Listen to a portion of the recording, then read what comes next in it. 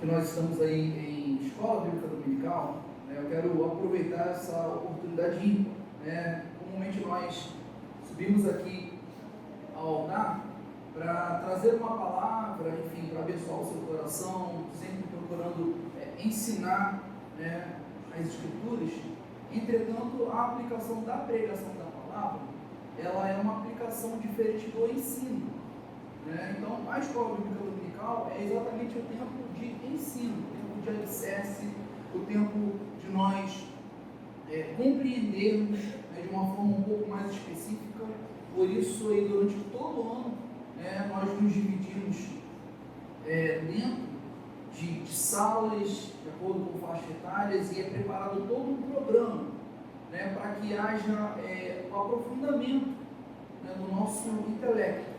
A gente sabe que o desejo de Deus é que a nossa mente seja aperfeiçoada em Cristo Jesus. E se a gente for aperfeiçoado em Cristo Jesus, né, nós vamos conseguir ter de fato uma vida de prática cristã bem sucedida. Então, queridos, diferentemente do que os irmãos estão acostumados, né, nos nossos encontros, quando nós temos a oportunidade de estarmos aqui, eu quero nessa manhã trazer algo diferente. Eu quero de fato ministrar a sua vida através do ensino, né, e através da palavra. Então nós vamos ler muito a palavra, nós vamos de fato ter acesso a inúmeros conteúdos, a inúmeros termos, para que você possa se aprofundar nessa manhã, né, e que você possa desejar viver isso, tá bom? De forma plena. Se você tiver alguma dúvida, nós estamos em aula, você pode levantar a sua mão. Se souber responder, responderei. Se não souber responder, alguém souber a resposta também pode me ajudar. E se nós não soubermos a resposta, nós vamos buscar ter a resposta. Amém, queridos? Glória a Deus. Então eu quero falar sobre soteriologia. Não estou falando em línguas, queridos. Calma, não se espante. Alguém não sabe o que é soteriologia? Levanta a mão assim só para eu. Alguém não sabe o que é? Que bom, gente. Glória a Deus, que bom que você está aqui. Acho que hoje você vai gostar dessa aula, né? Quem não sabe, levanta de novo aí, só para eu ter certeza. Eu não sei. Baixa a mão aí, quem falou que não sabe. Agora, quem é que sabe? Eu não sei. Pode ficar com a mão levantada, quem é que sabe? Gente, a conta não está fechando, não. Vamos lá, de novo. Quem não sabe o que é soteriologia? Acho que levantou mais mão agora, né? Você não está com vergonha, não, queridos. Amém? Nós estamos aqui para poder aprender. Amém, queridos? Eu também não sabia, não, mas um dia alguém falou desse negócio para mim. Gente, soteriologia significa, nós vamos falar sobre a doutrina da salvação. Alguém sabe o que é salvação? Tem gente que não sabe o que é salvação. Gente, todo mundo que sabe o que é salvação? Amém, glória a Deus. Eu também não gosto desse exercício não, tá? Eu estou perguntando porque faz parte da nossa didática, da nossa dinâmica. E é importante a gente, às vezes, lidar com algumas coisas, né? Porque senão a gente parece que a gente vem para a igreja para nada. E é importante que quem esteja aqui nesse lugar esteja preocupado em ensinar. Quem está do outro lado esteja preocupado em aprender. Queridos, o nosso propósito nessa manhã é formar discípulos de Cristo. O discípulo de Cristo, ele precisa conhecer a Bíblia, ele precisa conhecer a palavra, ele precisa conhecer as Escrituras, ele precisa conhecer a história, ele precisa estar antenado com os termos. Então, soteriologia é a doutrina da salvação, e talvez isso agora fique mais compreensível, tá? Essa palavra, ela é oriunda do grego, tá? Formado por duas palavras, soteria e logia, né? A palavra logia é uma palavra mais comum. Tudo que a gente, né, biologia, todo dia, um monte de coisa aí, né, você sabe que é estudo, tá? A logia, tá? Logos vem de estudo, vem de doutrina, vem de ensinamento. E a palavra soteria vem do grego salvação, salvador. Então, quando nós falamos soteriologia, nós estamos falando sobre o estudo, sobre a doutrina, sobre aquilo que vem nos ensinar acerca da salvação. E quando nós falamos sobre a salvação, nós temos algumas questões que a gente precisa aprender, aprofundar na nossa fé. Talvez você esteja pensando, mas pastor Cadu, a salvação é algo tão simples. Sim, salvação ela é algo simples. Entretanto, a salvação ela é composta de atributos, ela é composta de qualitativos que vão exatamente compor essa estrutura, né? A estrutura ela é simples porque ela foi nos dada por Cristo Jesus. Entretanto, ela é complexa porque ela desenvolve sobre a vida do cristão, sobre a vida do salvo, algumas coisas que a gente vai aprender no dia de hoje. E a soteriologia, ou a doutrina da salvação, eu quero te dizer, queridos, que ela é o tema central das Escrituras. Toda a Bíblia, toda a palavra de Deus, toda a revelação de Deus para o homem, ela tem um objetivo central. Não é falar sobre as bênçãos, não é tornar homens melhores, não é, revelar sobre a criatura, aquilo que precisa ser feito. Não, a mensagem central da palavra de Deus é a salvação, é a reconciliação de Deus para com os homens. Então, se a gente quer saber sobre salvação, precisamos conhecer a palavra de Deus. A soteriologia, a salvação, ela é o desejo de Deus em revelar essa salvação para nós. E temos uma questão de crise. Eu quero trazer aqui questões que vão gerar, o que tem gerado crises, tem nos gerado medo, tem trazido para nós às vezes alguns anseios, algumas desconfianças que são motivos de debates. Então eu quero também trabalhar isso com você. Questão de crise vai aparecer aí para você, Pode o crente perder a salvação? Você já pensou talvez algum dia que você tenha perdido a sua salvação? Será que você já viveu nesse dilema? Será que alguém já te perguntou isso?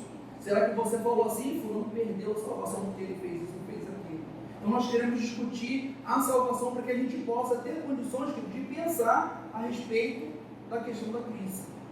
A crise de muitos homens. Existem algumas teologias que vão aí debater, que a galera vai se degladiar de uma forma muito feroz, sobre o perder ou não perder a salvação, mas eu não quero construir essa resposta, eu não quero mastigar elas e dar para vocês, eu quero que você pense sobre salvação, para que a gente tenha condições de responder a essa pergunta. Queridos, uma coisa é certa, nós precisamos ter a convicção, isso é fundamental, da nossa salvação. Nós precisamos ter essa certeza dentro de nós. A Bíblia, ela nos garante que nós podemos ter a convicção da vida eterna. Se todo cristão aprender a entender isso, a nossa vida vai ficar mais fácil. Sem essa convicção, sem essa certeza, é impossível vivermos tudo aquilo que a vida cristã proporciona a gente. E à medida que a gente conhecer, à medida que a gente for estudando, à medida que a gente for dividindo algumas coisas aqui, talvez isso, o Espírito Santo ele vai te revelando e vai gerar também essa convicção dentro de você. Como eu disse a vocês, a salvação ela é um processo unitário. Não precisa de muitas coisas. A salvação consiste no amor de Deus revelado através da pessoa de Cristo Jesus, que morre na cruz do Calvário e ressuscita ao terceiro dia por nós, pecadores. Isso é a salvação. Entretanto, ela é composta por várias partes que nós precisamos aprender, porque essas partes elas vão nos ajudar a avaliar como está a nossa saúde espiritual, a nossa saúde da salvação. Quando a gente fala sobre salvação, queridos, é importante que a gente entenda algumas concepções. E a primeira concepção que eu quero trazer para você é sobre a condição do homem. Qual é a condição do homem? Se estamos falando sobre salvação, estamos falando sobre uma situação de perdição. Se existe salvação, é porque houve alguém que estava perdido. E essa primeira condição é a condição do homem. Nós não podemos de forma alguma compreender a doutrina da salvação sem saber qual é a condição do homem. Muitos homens acham que não precisam ser salvos. Por quê? Porque eles não entendem a sua real situação. E a Bíblia vai falar para a gente, a primeira coisa que eu quero falar para vocês, que nós somos escravos do pecado. A situação real do homem é uma situação de escravidão. O homem ele é prisioneiro, e a Bíblia vai falar que esse homem é prisioneiro do pecado. João 8,34, Jesus vai dizer para nós, em verdade vos digo, que todo aquele que comete pecado é escravo do pecado. Então, a situação do homem pecador, ela aprisiona o homem ao pecado, e a Bíblia diz que nós somos escravos do pecado.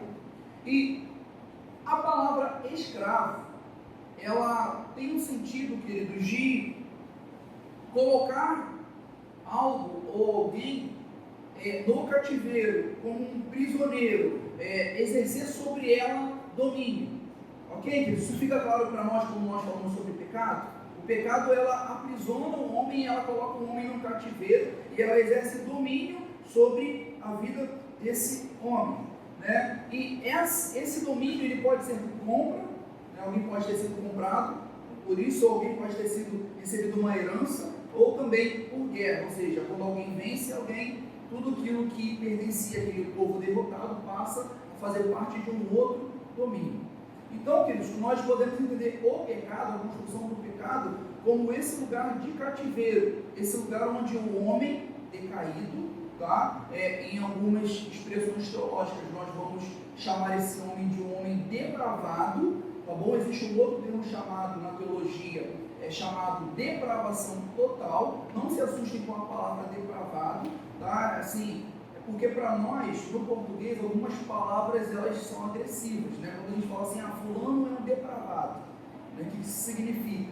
Né? Parece que ele está envolvido com coisas sexuais, ou que ele tem um linguajar muito pesado, ou que ele, enfim, é erótico, né? Na sua forma, mas a depravação, na verdade, é uma separação, tá? É um estado de afastamento, tá? Então, quando nós falarmos sobre depravação, estamos falando de um homem afastado do seu Criador, tá bom? Então, o termo pecado, ele significa aquele que transgride uma lei. Então, quando Adão, na criação, ele peca, ele transgride uma lei de Deus. Deus cria Adão, Deus cria Eva e ele dá uma ordem aos homens. Olha, tudo isso aqui é seu, vocês vão lembrar lá no começo, né? Lá no Gênesis, tudo isso aqui é de vocês, vocês podem usufruir de tudo. Entretanto, existe um local, existe algo que não pode ser tocado, algo que não pode ser comido, né? E o homem, que o homem faz? Desobedece, ele peca, ele transgride, né, essa lei, quando ele consome, né, o fruto junto com a sua esposa. A Bíblia, ela vai falar para a gente sobre algumas formas que o pecado ele se manifesta na vida do homem. Eu trouxe duas classes aqui, né, a saber, né, que é o pecado por comissão. O primeiro tipo de pecado que eu quero falar com vocês sobre essa natureza do homem, sobre essa essência do homem, essa essência pecaminosa, tá bom? Que é o pecado por comissão. O que é o pecado por comissão? Né? É algo que não foi imposto ao homem, né? É algo que o homem ele decide fazer. Ele sabe que é errado, o pecado ele se apresenta e o homem ele decide ter comunhão com as trevas, ele decide se colocar naquele lugar de afastamento, né? Ou seja, o homem conhece a lei, o homem sabe que não pode, que é proibido, ele sabe que aquilo ali vai causar morte, Deus já falou, mas ainda assim o homem decide ter comunhão, se relacionar com o pecado. Então esse é o pecado por comissão. Uma outra classe de pecado é o pecado por omissão. Muitas das vezes nós cristãos, nós pecamos por omissão, ou podemos chamar de negligência. O que é isso? Eu estou vendo, mas eu finjo que não estou vendo. Eu sei que vai acontecer, mas eu finjo que não vai acontecer. Eu finjo que não é comigo. Entende? Eu compartilho daquilo. Eu experimento daquilo ali. Eu negligencio a lei. Na verdade, tipo assim, aí a gente geralmente o que a gente faz? A gente fala assim, não, mas é fulano que está fazendo, não sou eu que estou fazendo.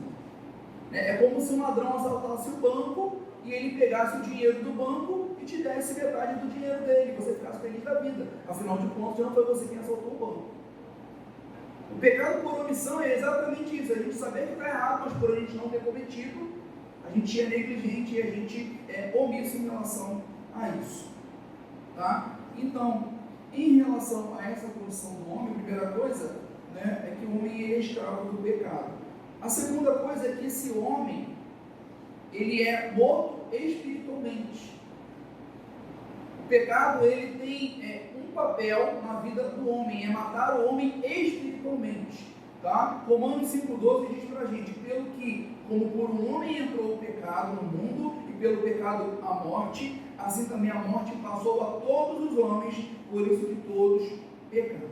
Então, quer dizer, é importante nós compreendermos que a morte espiritual foi a primeira morte experimentada pelo homem, e a morte espiritual ela trouxe uma outra consequência, que foi a morte física. O homem foi criado para ser eterno. Quando ele peca, quando ele se afasta de Deus, ele experimenta a morte física. É interessante nós pararmos para pensar emocionalmente como isso acontece, que o processo da morte, não para quem morre, porque para quem morre não sabe de nada, né? Quem morreu, morreu. Mas para quem fica, é um processo sempre doloroso, amém? O sentimento da perda, né? O doutor Rosana está aqui, pode me ajudar com isso, né? O luto, a dor da perda, o fato de perder alguém, isso é indiferente se é um bebê de meses ou um recém-nascido, ou se é uma pessoa de 90 e poucos anos, de 100 anos. Às vezes, quando morre alguém com, sei lá, com 90 e poucos anos, fala assim, descansou. Descansou para você, mas pergunta para o parente dele. A dor que ele se sente quando se perde alguém. Então, querido, a morte, ela não é algo que foi criada para o homem. Deus não criou o homem para morrer. A morte física, ela é consequência da morte espiritual, do pecado. Então, qual é o sumo disso? Separado de Deus, o homem ele está espiritualmente impossibilitado de tomar a iniciativa da salvação. O homem por si só ele não tem condições de se salvar, porque o pecado estabelece sobre ele morte física e também morte espiritual. A terceira coisa que eu quero falar para vocês é que esse homem, a condição desse homem é que é um homem separado de Deus. É um homem sem salvação, né? A consequência da queda de Adão trouxe para os homens a exclusão da presença de Deus. A Bíblia vai dizer que por conta do pecado Deus já não visitava mais o homem no jardim, Gênesis 3:8. E ouviram a voz do Senhor que passeava no jardim pela viração do dia, e escondeu-se Adão e sua mulher na presença do Senhor entre as árvores do jardim. Ou seja, Adão ficou com vergonha de Deus por conta disso. Isaías 59:2 vai dizer para nós: mas as vossas iniquidades, os seus pecados e as suas transgressões, em outras versões, fazem separação entre vós e o vosso Deus. Então, o pecado ele é exatamente a separação. E qual é a condição do homem? Separado, tá?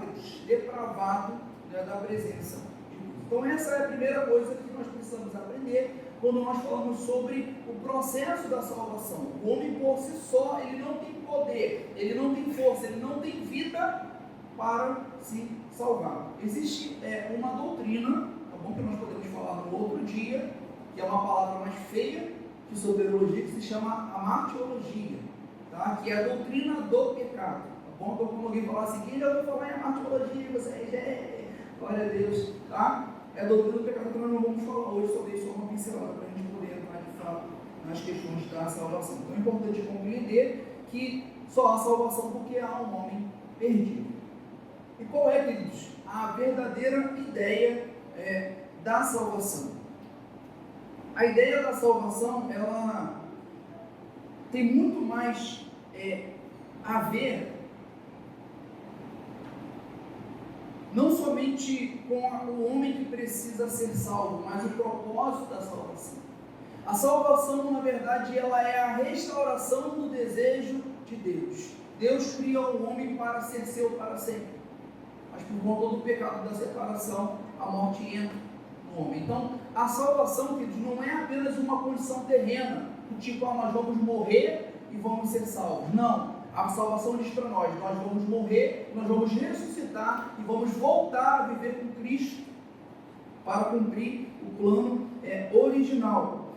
A salvação ensinada por Jesus, ela acentua muito mais o céu e toda a glória celeste, a glória divina de Deus sobre as nossas vidas, do que, por exemplo, o inferno e o horror que será para aqueles que viverão naquele lugar.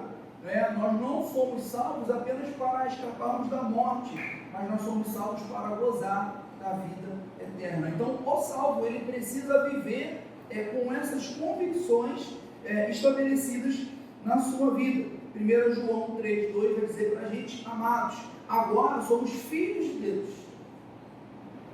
Salvação, ela propicia isso para a gente. Nós somos filhos de Deus. E a palavra continua. E ainda não é manifestado o que havemos de ser. Ou seja, querido, há para os salvos algo ainda grandioso separado a ser revelado.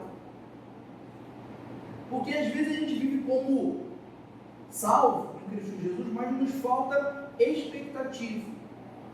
O que a Bíblia está falando para a gente? A gente já ganhou um presente, mas existe um outro presente muito maior, muito melhor guardado, que ainda vai ser revelado. Tá bom, querido? Então, a terceira coisa que eu quero falar para vocês, para que você possa entender sistematicamente a salvação. Deixa eu só abrir um parênteses aqui. Eu trouxe 2 livros aqui, tá? Não é para assustar vocês não, eles me ajudaram nessa preparação.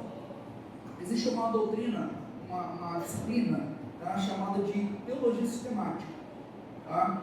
Nessa teologia você vai aprender sobre várias coisas da Bíblia. Então, se você está aqui e deseja se aprofundar, quer conhecer sobre os autores, sobre os livros, depois você pode dar uma olhada nisso aqui. Quando nós também estamos falando sobre salvação, nós não queremos, minha ideia aqui hoje não é encerrar o assunto, não é esgotar, não tem pretensão, a pretensão é zero de esgotar o assunto. Tá? É apenas trazer um panorama para vocês, para que vocês possam se aprofundar, tá bom? Esse assunto. No seminário, a gente fica um pouquinho mais de um ano só estudando sobre a doutrina da salvação em módulos. Então, eu não tenho aí pretensão em 40, 50 minutos ensinar tudo isso para vocês. Eu só quero pincelar, na verdade, para que a gente possa ter a nossa fé edificada. Então, eu quero falar para vocês os 2 passos que a salvação ela preconiza. 2 coisas precisam acontecer para que a salvação ela aconteça na vida de uma pessoa. E de onde nós tiramos isso? Da palavra de Deus. O primeiro texto de Mateus 4,17 vai nos ensinar sobre a primeira coisa. Daí por diante passou Jesus a pregar e a dizer: arrependei-vos, porque é chegado o reino de Deus. Então, a primeira coisa para a salvação é o arrependimento. Tá? Isso é um fator chave, é um fator base para a salvação, o arrependimento. Segundo o texto, Mateus 18, 3, tá? Jesus disse: em verdade vos digo que se não vos converterdes e não vos tornardes como criança, de modo algum entrarão no reino dos céus. Notem que estamos falando sobre 2 palavras-chave, que são o arrependimento e a conversão. Pastor Cadu, não são as mesmas coisas? Não, não são as mesmas coisas. Arrependimento é uma coisa e a conversão é outra. Vamos falar um pouco sobre eles e talvez você entenda onde nós queremos chegar. Né? Então Jesus ele chega, ele vem à terra enviado por Deus, né? E ele poderia simplesmente, Jesus na sua mensagem, descrever o céu. Ele poderia simplesmente falar só sobre as coisas do céu. Ele poderia falar sobre a rua de ouro, ele poderia falar sobre os anjos cantando, ele poderia falar somente que não ia ter choro, que ia ser só alegria, que a gente ia ficar lá, que tem uma casa para cada um. Mas não, Jesus ele traz uma mensagem que vai fundamentar a salvação. Aquilo que precisa acontecer sobre a vida do homem para que ele volte a ser amigo de Deus. E ele vai falar sobre arrependimento e sobre a conversão. Então, primeiro, o arrependimento. O arrependimento é o ato que envolve a pessoa, que envolve o ser, que envolve a personalidade. Às vezes nós ouvimos as pessoas falando assim: Deus me deu essa personalidade. Às vezes a gente não quer mudar a nossa personalidade. Queridos, o arrependimento ele atravessa todo o ser, todo o homem. Há coisas da nossa personalidade que o nosso arrependimento ele vai reivindicar. Comportamentos, pensamentos, falas, emoções, coisas que foram formadas em nós que Deus ele vai mudar através da Espírito Santo de Deus, tá? E João vai falar para Nicodemos: em verdade te digo que se alguém não nascer de novo, não pode ver o reino de Deus. Então o arrependimento ele é essa mudança. É como se nós fôssemos deletados e precisássemos começar de novo. Voltar para o ventre. É interessante quando Jesus encontra Nicodemos que é mestre de Israel, ele fala assim: mas como é que eu vou fazer? Eu vou voltar para a barriga da minha mãe? Jesus está pregando, está falando: olha só, se vocês não voltarem a ser como as crianças, né? É legal porque você olha para as crianças, e hoje eu olho para Isaac, né? Quanta pureza, quanta inocência. E é para ali que Jesus está me apontando, falando assim: assim que você tem que voltar a ser, para que você possa de fato ver o reino de Deus, né? E esse nascer de novo, ele significa um novo ser, uma nova pessoa, uma nova criatura, uma nova personalidade. O arrependimento, queridos, ele, só no Novo Testamento, ele aparece, tá? Quase 60 vezes a Bíblia no Novo Testamento ela vai falar sobre a necessidade do arrependimento. Existe uma palavra no grego chamada metanoia, tá? Que é uma palavra muito usada, né? Muitas pessoas usam o texto de Romanos 12 para poder falar sobre essa renovação da mente, sobre essa transformação da mente. É exatamente essa palavra que nós encontramos no original, metanoia, e essa mudança radical de mente, arrependimento.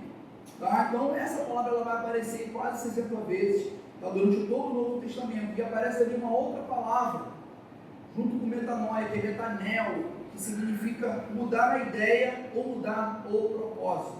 Então arrependimento é a mudança radical de mente, a mudança radical de comportamento, é a mudança radical da ideia ou do propósito.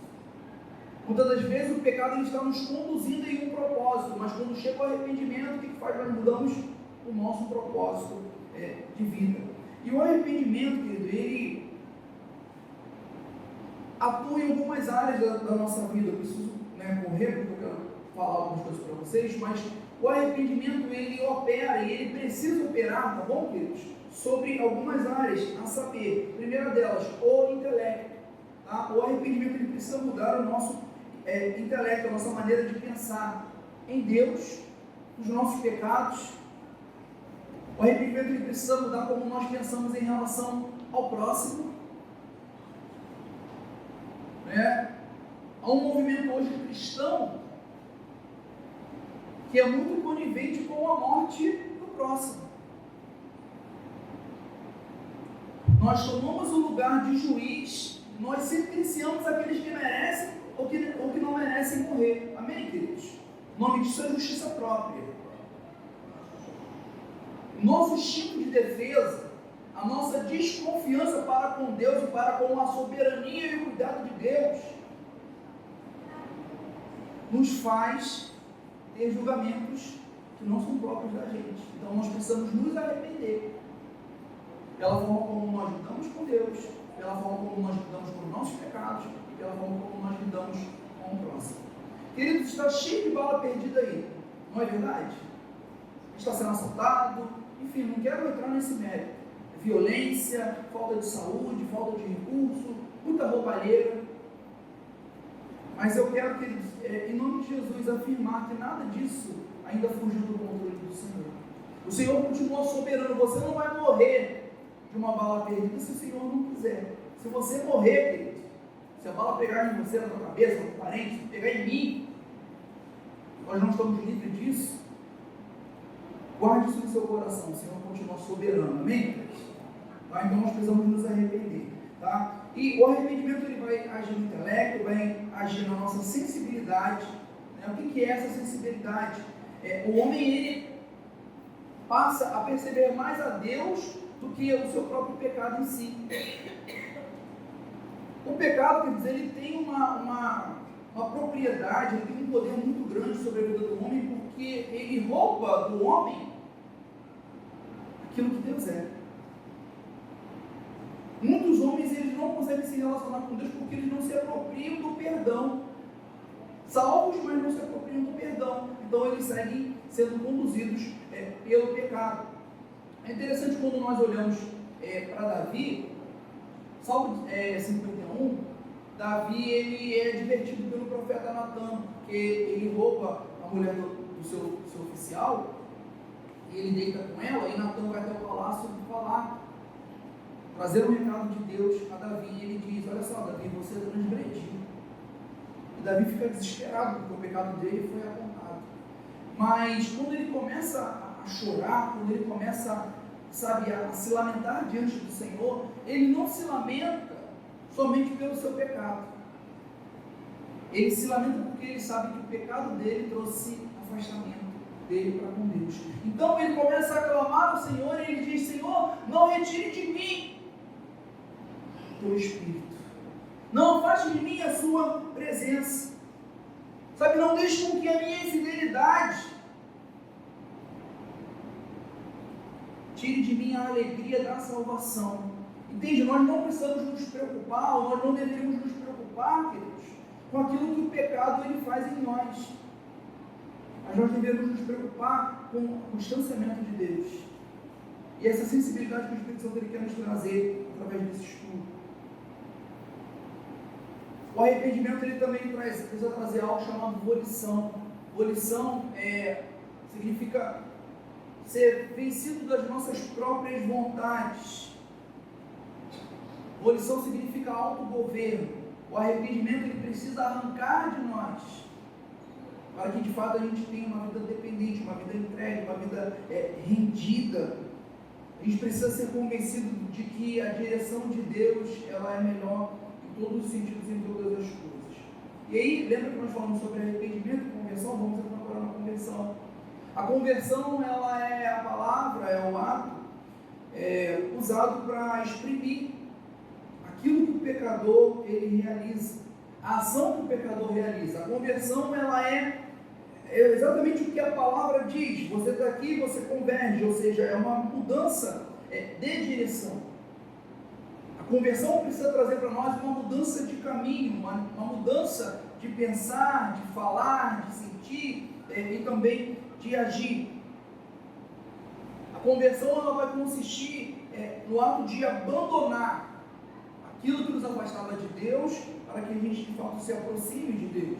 Lucas 22:33 diz: eu, entretanto, roguei por ti, para que a tua fé não se esgote. Tu, pois, quando te converteres, fortalece os teus irmãos. Jesus estava dizendo isso para Pedro. Pedrão, quantos conhecem Pedrão? Pescador de peixe que foi convidado a ser pescador de homens, queridos.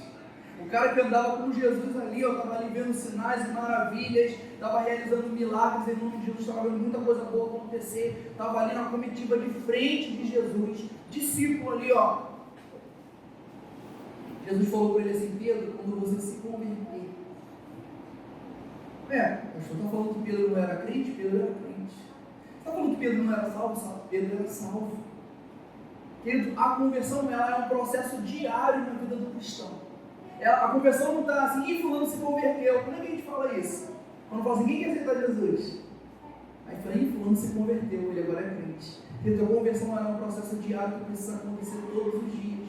E aí quando Jesus começa a falar com Pedro, ele diz: Pedro, eu roguei por você para que a sua fé não se acabe, não se esgote. Tu, pois, quando se converter, olha só, Jesus falando para Pedro: Pedro, tem muita coisa para mudar de direção e ainda. Sabe que o Espírito Santo está nos falando há muitas coisas que nós precisamos nos converter na nossa caminhada, na nossa jornada cristã. Ele diz: tu, quando te converteres, fortalece os teus irmãos.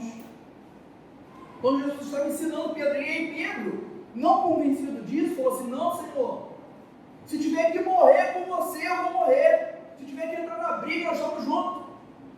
Aí Jesus falou assim: Pedro, você não sabe de nada. Antes que o galo cante, você vai me negar 3 vezes. E a gente sabe qual é o final dessa história, né? O final não, é o que acontece durante a história. Então, queridos, a conversão ela significa essa experiência do homem que abandona o pecado e segue em rumo a Cristo. Bom, quero falar também sobre alguns elementos básicos da salvação. Notem que nós estamos fazendo uma construção, queridos, de atributos, tá? Eu quero falar sobre esses elementos básicos da salvação.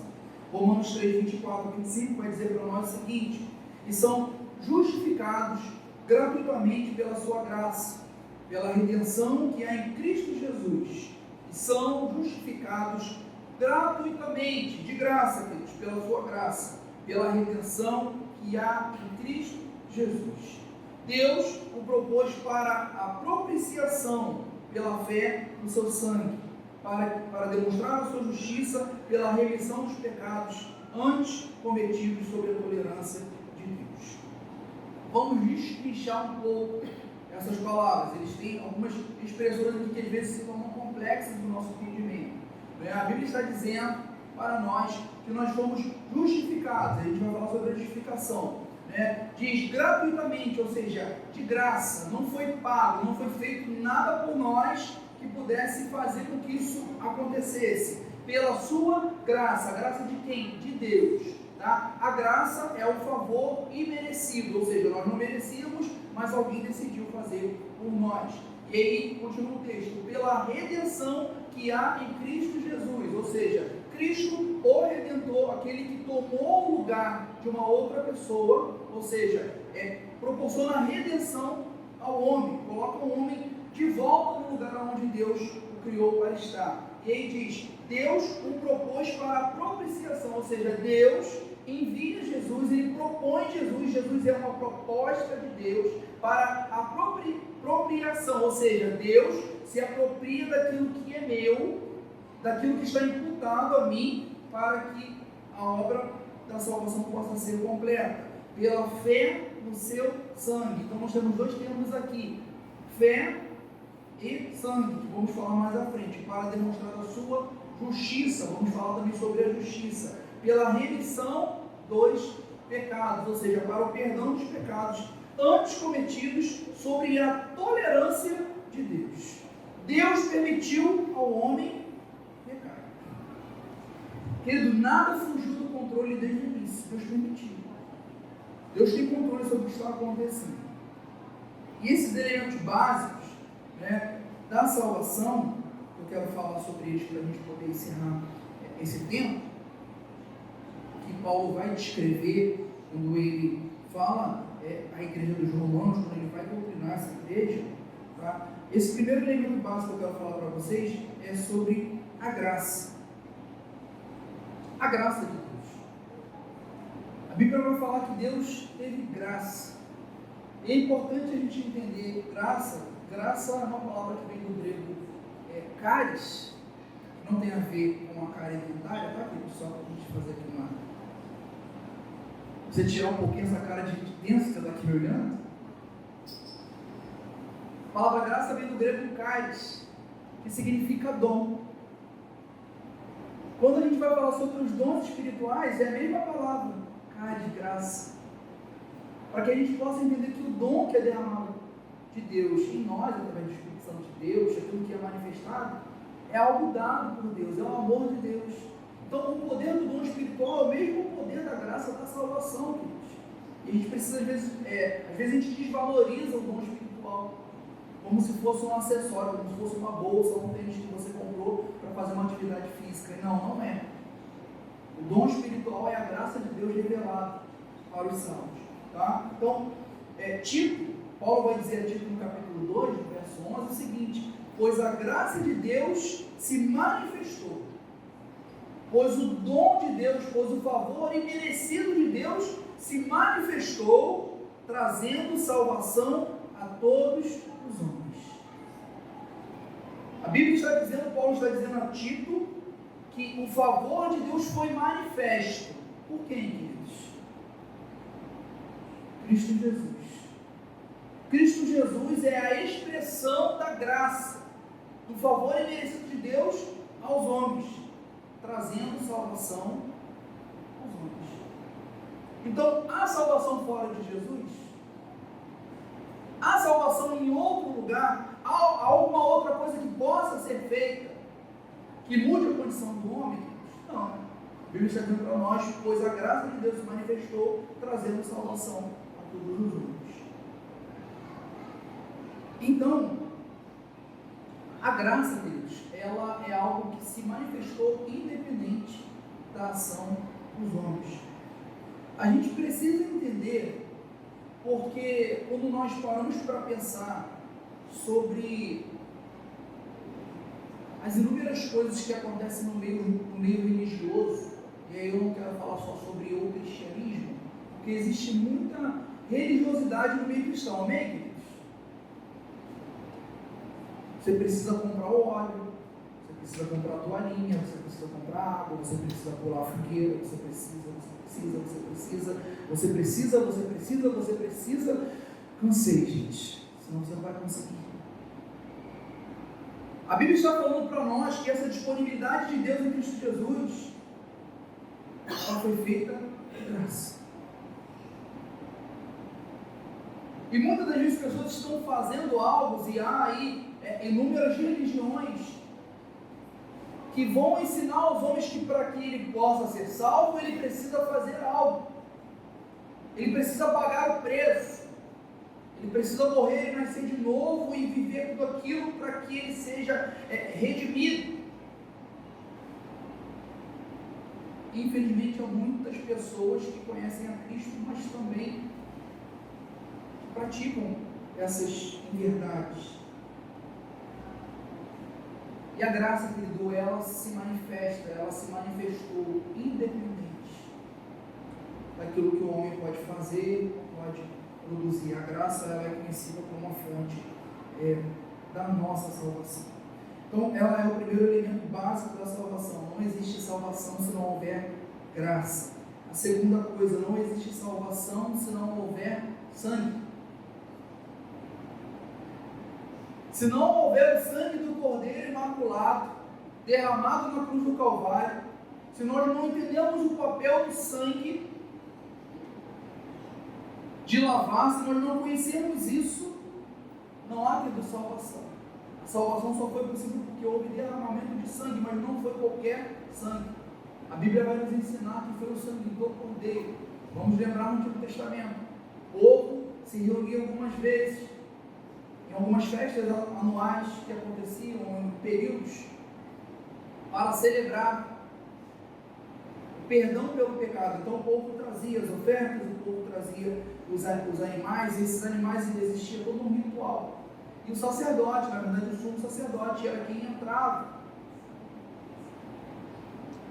neste lugar para oferecer o animal, para derramar o sangue, numa forma representativa de perdão, de lavagem, de purificação dos pecados.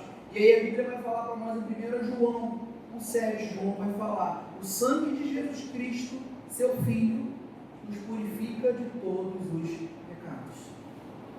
Algumas pessoas ainda que oferecem sangue, oferecem algumas outras coisas, para que haja perdão pelos seus pecados, mas a Bíblia nos garante que o sangue de Cristo Jesus é suficiente para a remissão de pecados. E por conta do sacrifício de Cristo, nós somos separados para Deus, nossos pecados são perdoados, a nossa alma ela é purificada.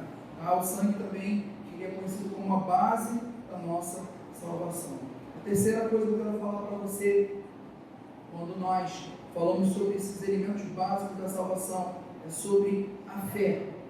A Bíblia vai dizer para nós em Efésios 2, 8 e 9: pois é pela graça que sois salvos, por meio da fé, e isto não vem de vós, é dom de Deus, não vem das obras, para que ninguém se glorie. A graça não é por merecimento, a graça não é por performance, a graça não é pelo quanto você faz. A Bíblia diz que a graça é pela fé,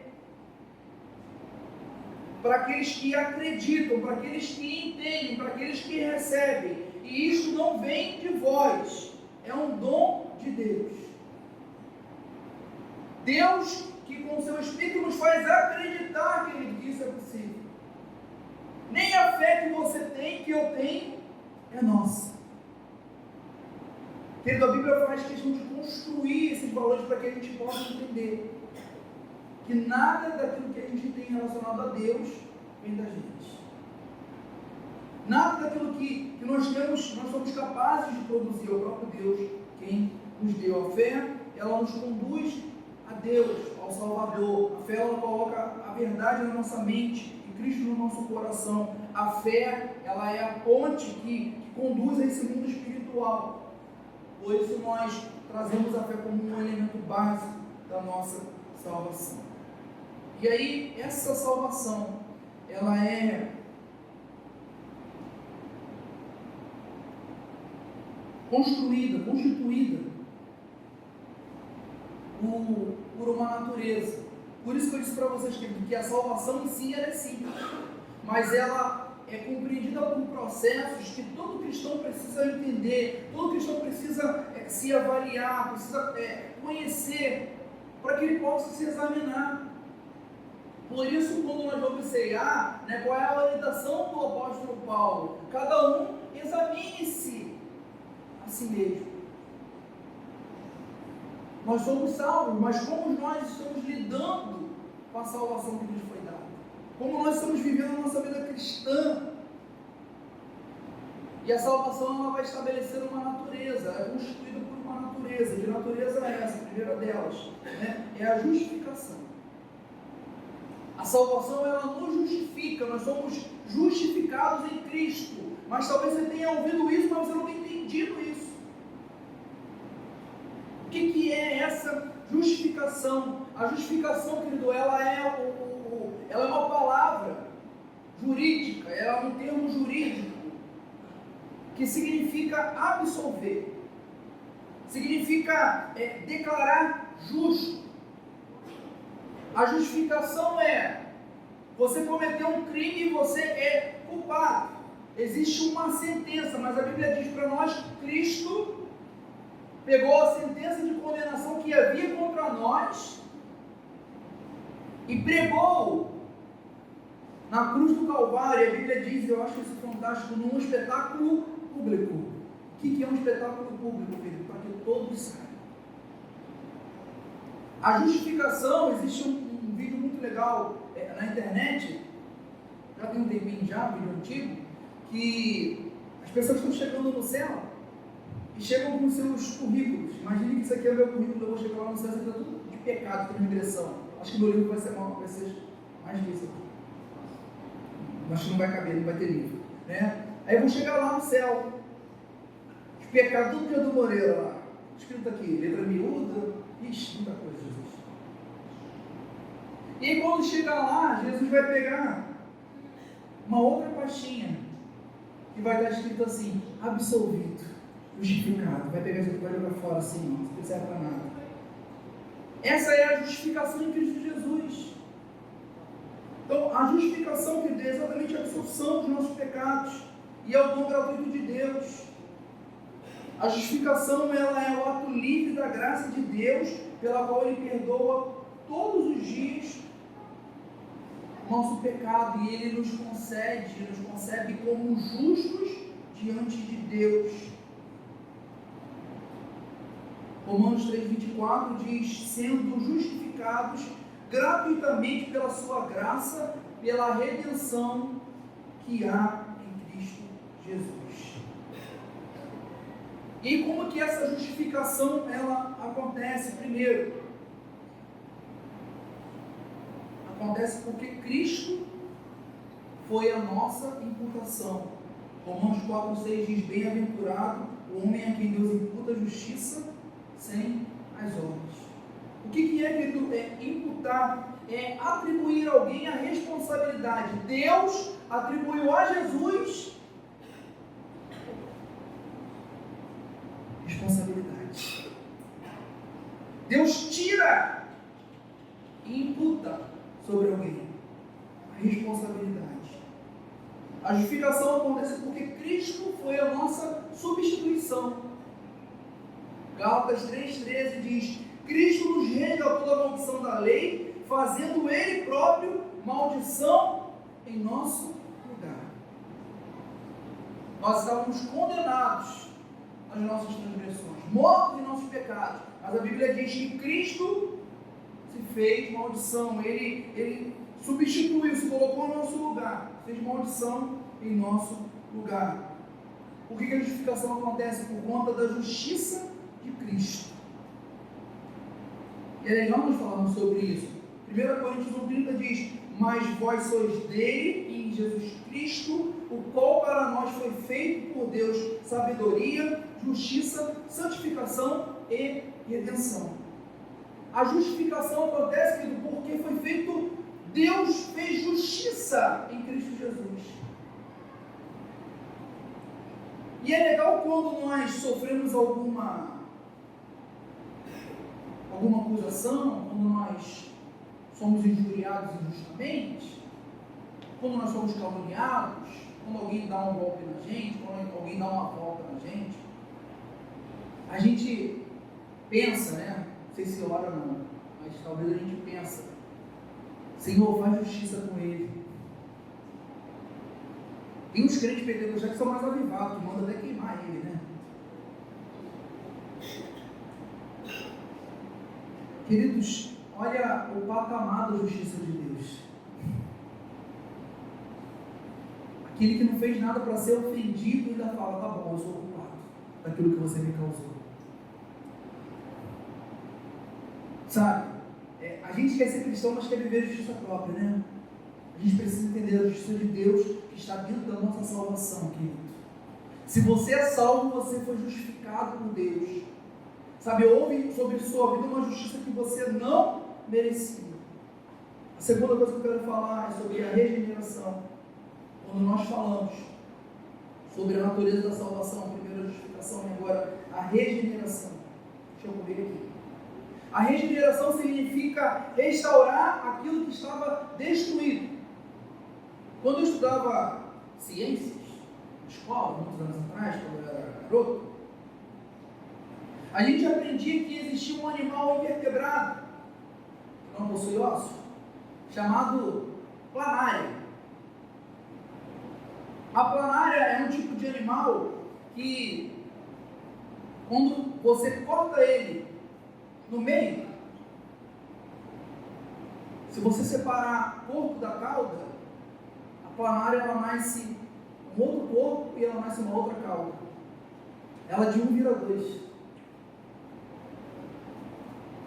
E é interessante nós lembrarmos da ciência para trazer o conceito da regeneração. Não é que nós vamos virar dois, mas a Bíblia diz que a salvação, ela nos restitui aquilo que o pecado nos levou.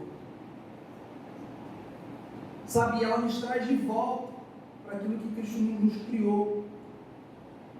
A regeneração é essa mudança radical, sabe, é essa transformação que acontece nas nossas vidas quando nós nos encontramos com Cristo Jesus. Cristo nos regenera, Cristo nos devolve, Cristo nos traz para a completude aquilo que Ele nos fez. 2 Coríntios diz, capítulo 5, verso 17, portanto, se alguém está em Cristo, nova criatura é. As coisas velhas já passaram, tudo se fez novo. Entende? A regeneração, ela arranca as coisas velhas, ela arranca as coisas que não prestam e faz nova todas as coisas. A terceira coisa que eu quero falar para você, eu vou pular aqui, tá, Sara? Bastante coisa. É a santificação. A santificação, ela faz parte... Apaga para mim essa projeção, por favor. Está me atrapalhando a dessa. Pode acender as luzes do tempo. Depois a gente vai interromper a gravação, não tem problema não. A gente está gravando esse culto, tá? Essa palavra a gente vai colocar no aplicativo, se você quiser assistir depois novamente. Vamos colocar o esboço lá. Estou aproveitando que uma questão consertando. Nós vamos também colocar a aula da semana passada do pastor Mauro, que falou sobre a Bíblia. Tá bom? E você pode ver novamente, pode compartilhar com outras pessoas. Sempre que a luz da nave para não ficar muito escuro. Maravilha. A gente dá um cortezinho lá e junta isso. Então nós estamos falando sobre a santificação, né? E a santificação, querido, é esse processo de tornar sagrado, de separar, de fazer santo. A palavra santo, ela tem muitos significados. A palavra santo, ela é oriunda da expressão no grego hagios, que quer dizer exatamente isso, separar, tornar exclusivo. Tá? Então, a santificação, ela é a separação. A primeira coisa que eu quero falar para vocês, ela representa tudo aquilo que precisa ser separado, tanto o terreno quanto humano. Né? E a palavra de Deus vai dizer para nós, em 1 Pedro 3,11, aparta-se do mal, e faça o bem, busque a paz e siga. A separação, olha o que a palavra de Deus está dizendo para nós, aparta-te, separa. A santidade é a separação do mal, tá? A santificação também significa dedicação. É importante a gente entender que a santificação ela precisa ser algo dedicado. E dedicar-se é uma decisão. A dedicação é um ato voluntário. Quando você acorda, hoje eu vou para a academia, ou no ano que vem eu vou estudar, você vai precisar dedicar-se. Se você não fizer isso, você não vai conseguir. Amém, queridos? A santificação também precisa passar pelo processo da dedicação. Eu preciso querer fazer. Romanos 12:1 diz, portanto, olha o que Paulo está falando, eu rogo-vos, irmãos, eu suplico, eu peço, por favor, gente, pela compaixão de Deus, que apresentem os vossos corpos como um sacrifício vivo, santo e agradável a Deus, que é o vosso culto racional. É importante entendermos que Paulo não está falando do culto da igreja reunida, ele está falando que nós, seres vivos, no nosso dia a dia, no nosso comportamento, na nossa forma de sermos, de pensar, de falar, de agir, de sentir, de expressar, de comunicar, de entender, nós somos o culto racional.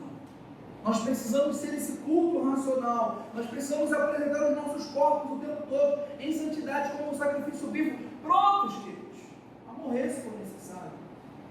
Santo e agradável a Deus. O terceiro processo da santificação é a purificação. É algo que separado e dedicado tem que ser purificado para melhor ser apresentado. Como aquele animal que precisava ser puro, sem mancha, sem mácula, ele precisava ser o primogênito, precisava ser o primeiro. Nós precisamos, no processo da santificação, entender que precisa haver na nossa vida a purificação, para que haja santificação. 2 Coríntios 7:1, Paulo vai dizer, ora, amados, visto que temos tais promessas, purifiquemo-nos de toda impureza, tanto da carne como o Espírito, aperfeiçoando a nossa santificação no temor de Deus. Querido, nós precisamos aperfeiçoar a nossa fé, aperfeiçoar a nossa santidade, e a Bíblia vai dizer, nos livrando de toda impureza, sabe, rompendo com a impureza tanto na carne como no Espírito. Estou falando aqui de dois tipos de purificação, da carne e do Espírito. Aperfeiçoando a nossa santificação no temor a Deus. Querido, nosso Deus, Ele é santo. Deus, Ele não habita nas trevas. Deus é luz, onde Deus está, a luz. Não há comunhão, a Bíblia diz, entre trevas e luz. Não há comunhão entre os nossos pecados e Deus. Sabe, por isso a santificação é o processo que precisa ser um processo de conversão constante na vida do cristão, uma dedicação, um ato intencional de Deus. E aí acontece a consagração. E a consagração não é só o culto de quarta-feira, não é só o jejum que você faz, mas é um processo também constante na qual nós desejamos viver uma vida santa e justa. Levíticos 11:44, Deus diz, eu sou o Senhor vosso Deus, consagrai-vos e sede santos, porque eu sou santo. O que acontece com o profeta Isaías quando ele se apresenta diante de Deus? Ele diz, no ano da morte do rei Uzias, eu vi o Senhor. E aí, quando Isaías ele vê o Senhor, ele se apavora, ele fica apavorado, o seu temor. Por quê? Porque Deus é santo. Quando Isaías se encontra com Deus, ele começa a olhar para os seus pecados, ele fala assim, Senhor, eu não sou digno. O meu povo é um povo de lábios impuros e eu também sou um homem. Entende que a santidade de Deus que não aponta somente para o pecado do próximo, aponta para a nossa condição de separação. Quanto mais nós tivermos em santidade. Quanto mais nós estivermos consagrados a Deus, quando nós de fato experimentarmos a Deus, nós vamos, ficar abominados quando o nosso pecado se faz gerar temor em nós. A santificação, queridos, é um processo. O crente precisa se esforçar para progredir e prosseguir em santificação. Para que isso aconteça, precisamos passar por alguns processos. Eu sei que são termos, são coisas que às vezes vão ficando maçantes para a gente. Mas a gente precisa compreender, e acho que a aula é exatamente para isso, para nos ensinar esses processos que a salvação não vai construir. A Bíblia vai dizer para nós que a santificação ela acontece por intermédio de 3 coisas. A primeira delas é saber o sangue de Cristo. A santificação só foi possível por conta do sangue de Cristo. 1 João 1,7 diz: o sangue de Cristo, seu Filho, nos purifica de todo pecado. A santificação só acontece por conta do Espírito Santo de Deus, queridos. A palavra de Deus vai dizer, Filipenses 1,6: tendo por certo isto mesmo, que aquele que em vós começou a boa obra, a aperfeiçoará até o dia de Jesus Cristo. Jesus vai falar para nós que o Espírito Santo, o Consolador, o Espírito da verdade, nos ensinará sobre todas as coisas. Quem é que vai aperfeiçoar as nossas vidas? O Espírito Santo, querido. Então a santificação é um aperfeiçoamento que é realizado pelo Espírito Santo. Por isso nós precisamos ter comunhão com o Espírito Santo. Por isso nós precisamos nos relacionar para entender e para aprender sobre ele. E a palavra de Deus é o meio divino que o Senhor usa para nos santificar. Jesus, na sua oração intercessória, no capítulo 17 de João, vai dizer para a gente: santifica-os na verdade, a tua palavra é a verdade. Então não há como nós sermos santificados se não for pelo sangue de Cristo, se não for pela pessoa do Espírito Santo de Deus e também se não for pela própria palavra de Deus. E para concluir, o quarto elemento para nós fecharmos aí a salvação é o processo final, que é a glorificação. Muito se fala sobre que tipo de corpo nós vamos ter. Muito se questiona como será a nossa forma no céu, se nós vamos lembrar das pessoas, se a gente vai ficar mais bonito do que a gente já é aqui na terra, se a gente vai precisar ficar se maquiando lá no céu. Não vai precisar. Nós vamos ter o corpo glorificado, a Bíblia nos garante isso. Mas a glorificação, ela é o processo final da salvação, mas não somente final. A glorificação ela já está acontecendo, porque a Bíblia diz que glorificar, na verdade, ela é um reconhecimento. Quando a gente glorifica alguém ou algo, a gente está reconhecendo. Quando a gente fala aleluia, e talvez você fale aleluia, você não sabe nem o que você está falando. Quando você fala aleluia, você diz glórias àquele que é digno. Então, muito cuidado, querido, aqui você glorifica. Muito cuidado ao que você glorifica. Entende? Porque a gente pode estar dando a glória àquilo que não merece a glória. Então, glorificar significa honrar, dar glória. Né? E Deus, Ele manifestou a sua glória aos homens. A Bíblia diz que Deus manifestou a glória aos homens enviando Cristo Jesus, e nós podemos já experimentar aquilo que Deus tem preparado para nós. O ato final do processo da salvação será a glorificação do crente em Cristo Jesus. Entretanto,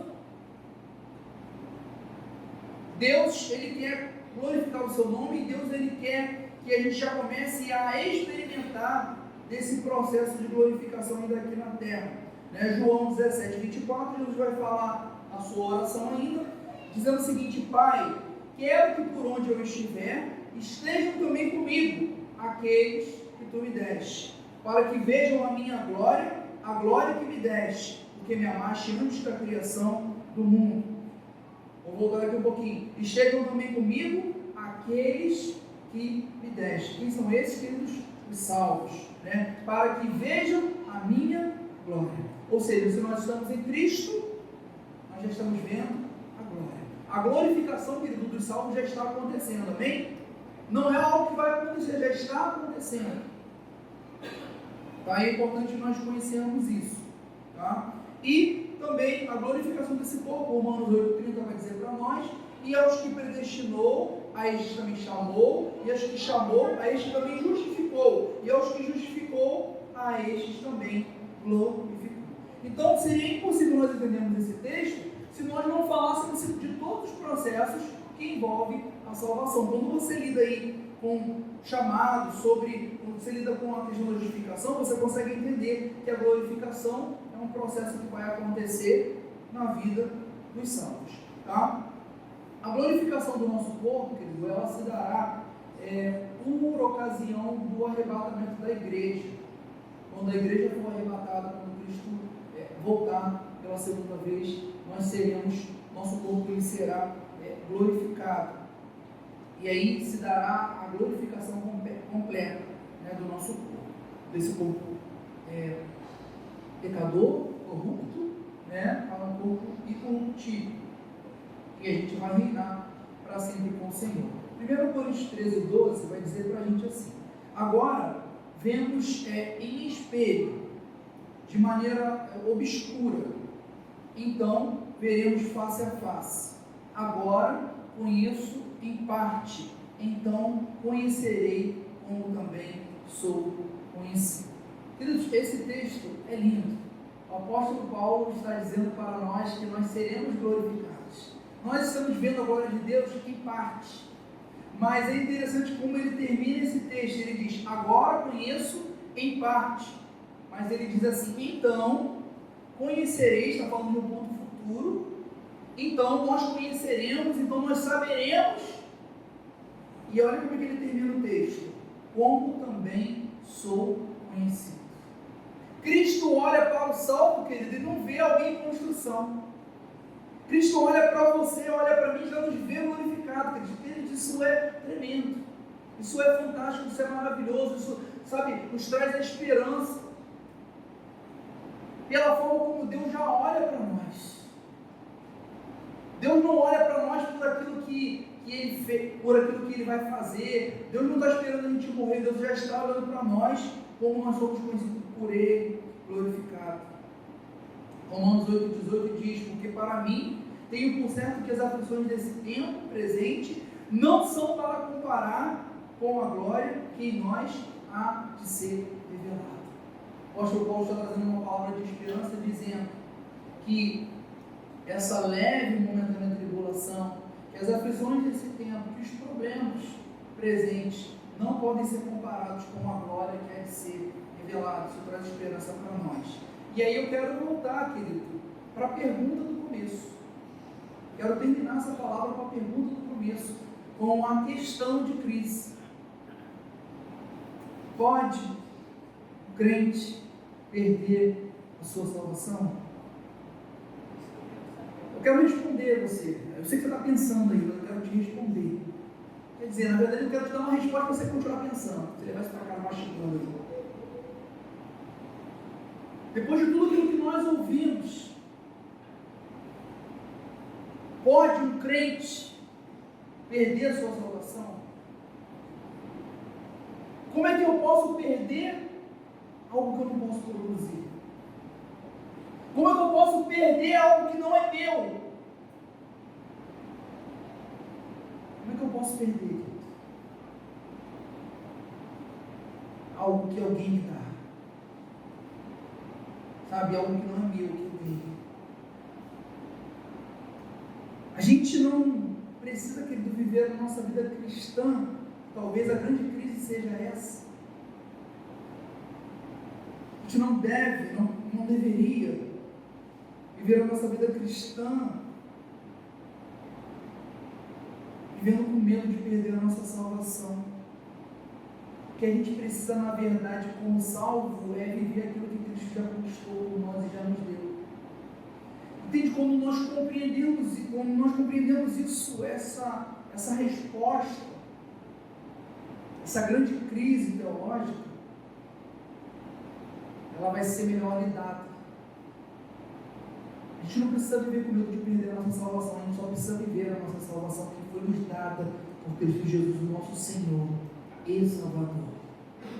Isso não vai mudar, porque isso é um atributo de Deus. Mas nós precisamos viver algo que é simples, a salvação, mas que é complexo porque é composto em várias coisas que vão de fato nos permitir que a gente avalie e examine aquilo que a gente recebeu de Cristo Jesus. E aí a gente vai poder responder: nós temos certeza da nossa salvação? Sim, podemos ter certeza da nossa salvação por aquilo que Cristo tem feito nas nossas vidas. Amém, queridos? Glória a Deus. Vamos ficar de pé? Quero te agradecer por esses minutos. Eu passei algum tempinho, mas foi necessário. Espero que tenha sido proveitoso. Todo esse material vai ser disponibilizado no nosso aplicativo. Bom, você pode ver, rever. Se você tiver qualquer tipo de dúvida, você pode aí procurar alguns pastores, professores da escola bíblica dominical. Bom, para que a gente possa aí tentar de alguma forma sanar qualquer tipo de dúvida que possa ter ficado aí ao longo desse estudo. Bom, Pedro, nosso pensamento quando a gente traz esse assunto, para que de fato a nossa fé possa ser aprofundada, para que a gente possa alicerçar a nossa fé nos preceitos e conceitos que a palavra de Deus nos ensina, para que a gente possa crescer enraizados, tá? Para que quando o vento mal vier, o dia mal vier, para que quando o vento forte vier, para que quando as doutrinas soprarem sobre nós, a gente não seja arrancado do lugar onde Cristo ficou nas nossas vidas. Amém? Que a gente possa tomar posse da nossa salvação. Pastor Eduardo, ora para a gente, por favor, encerrar nossa escola bíblica dominical. Queridos, Deus abençoe você.